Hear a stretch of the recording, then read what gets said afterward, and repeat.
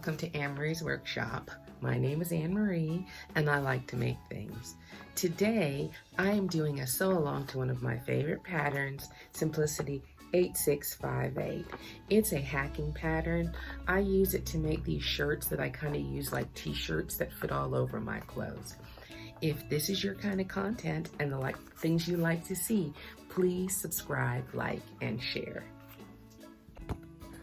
Now there are so many options with this pattern. There's view 2, 3, and 4, and plus some other things. I will include after this a little gallery of all the different shapes I've made. I've made it as a tunic, I've made it as a dress, I've made it so many different ways. So they show you these 4 options. So I would like to do number 3 here, which is the midway sleeves with the ruffles at the edges and the swallowtail in the back. This is the high-low and this is the swallowtail. So I think that's the one I cut out. I hope I have. So let's go ahead and get started. You're going to love this pattern because there are so few pieces, and which is why I use it as a scrap buster. You're going to cut out 1 on the fold. Hold on, let me get this situated for you all. Number 1, you're going to stitch this one on the fold. All right, this is the front. You need that piece. Then, and you're going to cut out another piece number 2, on the fold for the back. Now, there are so many different finishes. There's the high-low, and there's the swallowtail, and there's the extended one that I used when I made this dress I will show right over here.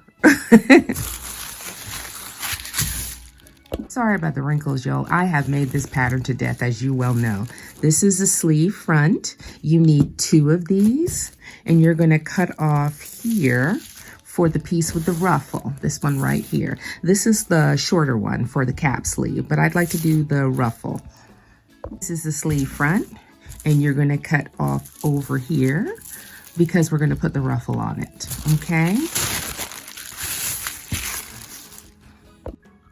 And you're going to cut 2 of these on the fold for the sleeve ruffle. This is piece number 7. Now, y'all, this is just an FYI section of this video. They include a huge giant sheet of grid paper in these hacking patterns for you to put things together that you want to, how you want to make them, all the adjustments you want to make. And I really love that. And as you can see by all of my little Ziploc bags here, I have done all sorts of iterations of this thing. So this is all my sleeve back ones, all my my ruffles, my backs, my fronts, my sleeve front. So all of these make up all the different things that I've put together to make this pattern.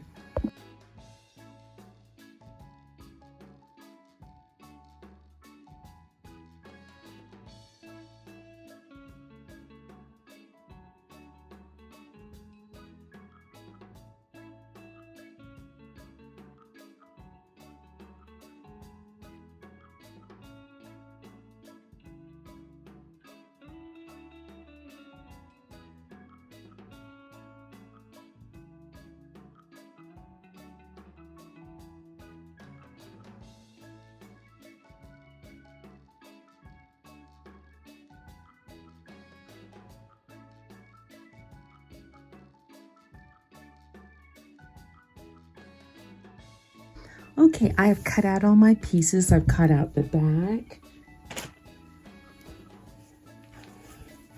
And I've cut out the front. I've cut out the sleeve front and the sleeve back. A little trick that I always do with these patterns is because some of the pieces look so much alike. For my sleeve backs and my back of my shirt, I go ahead and add a safety pin so I don't get confused.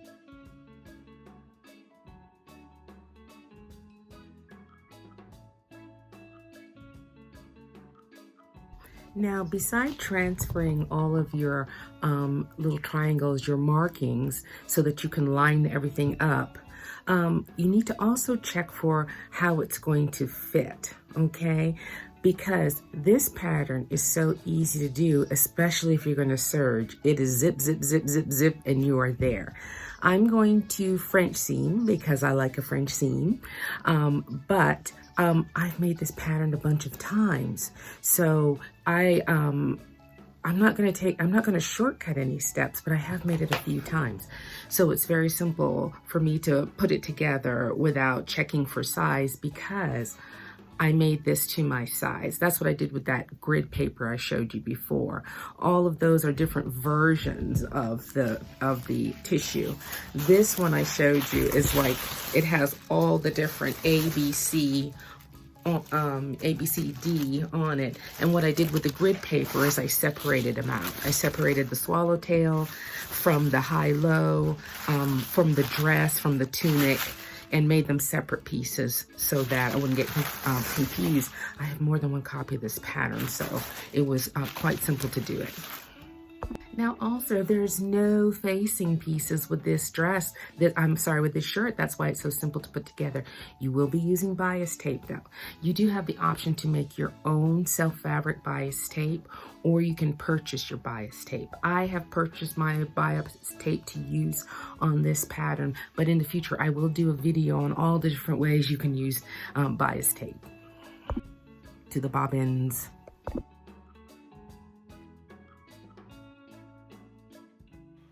So the first thing I did was line up my notches and marking on between the sleeve and the front of the garment along the inside edge.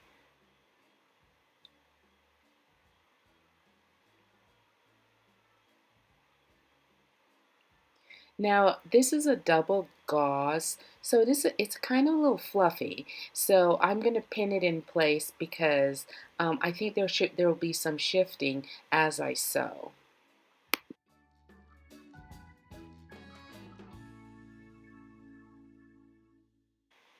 So I'm going to repeat the same process on the back of the garment. I'm adding my sleeve, I'm lining up my sleeve, I'm lining up my notches, and then I'm pinning my sleeve to my back pattern piece.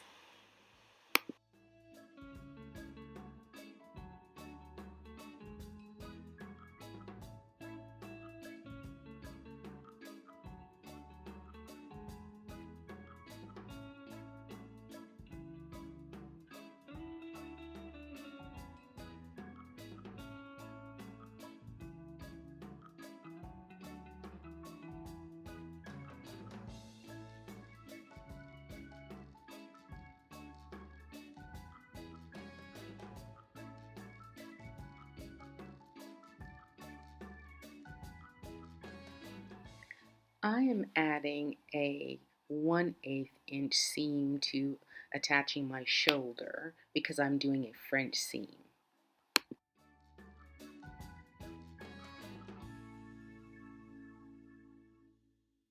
Once your front and back sleeves are attached to your front and back pieces, it's time to attach the shoulders at the seam so that you can start to work with your neckline edge.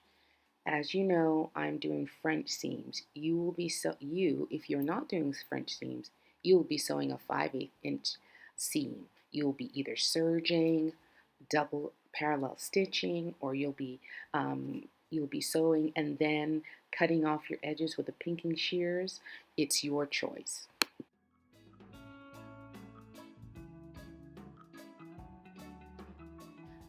So I'm going to use this lovely rainbow binding to use on the neck edge of this blouse. Now that I've measured out the length of the neck edge binding that I'm going to use bias tape binding, I'm going to sew one of the edges of the bias binding open, and that's the side that I'm going to apply to the very edge of my neckline edge on this blouse. I want this bias binding not to show, so I'm applying it in this way. Okay,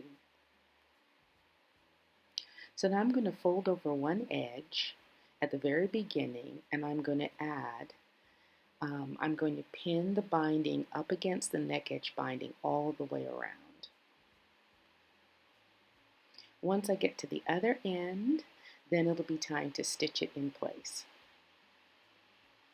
Off to the machine.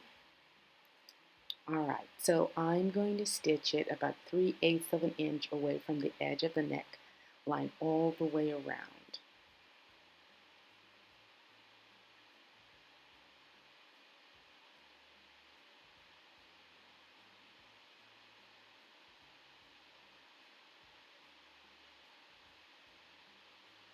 Now take your time, because sometimes the two different fabric types don't necessarily always sew together in accordance. So you can see I'm pulling away the needle, the pins, until I get the smooth finish that I'm looking for.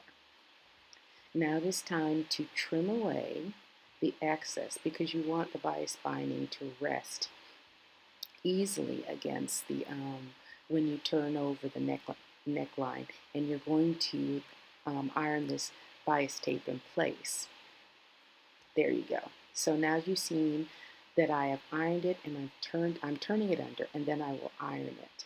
Now, because I want this not to show on the other side, sometimes you can stitch the bias binding in place.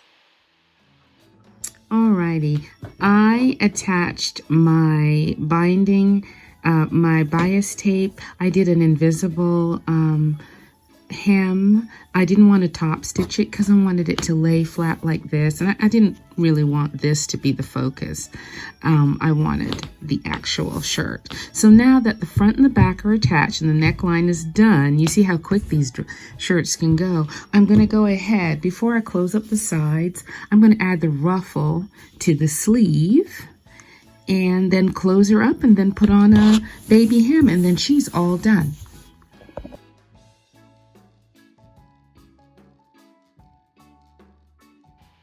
Now the ruffle piece was cut on the fold, so I did a long stitch to gather, and then I lined it up on the edge. Some people may want to close their shirt up first and then add the ruffle around the sleeve edge, but I like it kind of simple. I like to be able to lay it flat, as you can see, pin it in place, and then stitch it. And because I do a French seam, all of this will be enclosed inside the seam allowance, so I'll have no extra strings hanging out. You can also serge this.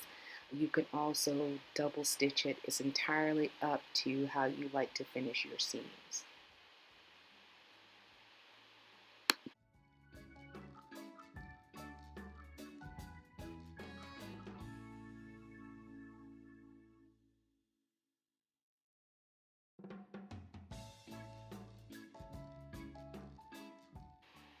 Now you're almost there.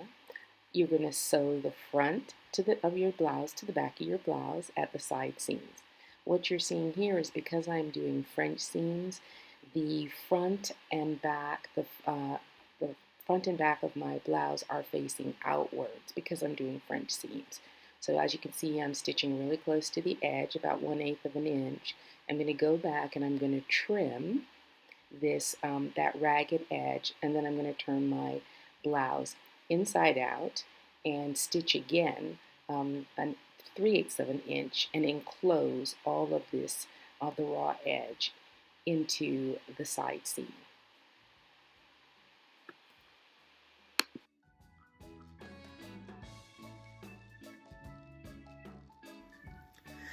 To complete the shirt, I did a baby hem.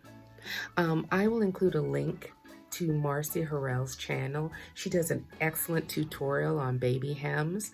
I use them there. I use them on the sleeve, and it just gives a nice effect.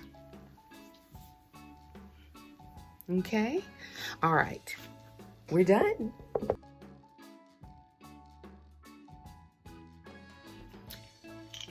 And we're done. They're that simple. Here is the fuchsia with the high-low, and here is the pink with the high-low. And in my makes video in a few weeks, I will show you them with the skirt. Now, I had enough material left over to cut out some blousey shorts. I didn't bother with the ruffle. They did have a ruffle aspect to them. I don't know, maybe. We'll see. Anyway, so I'm going to make the shorts so that they will go with the skirt as well as the shorts that I'm going to make. Thank you for following along. Like I said, I found quite a few of these pattern on eBay. It's a wonderful pattern. It is almost like making a t-shirt. It goes over everything and has so many options. I hope you enjoyed this sew along. Keep making.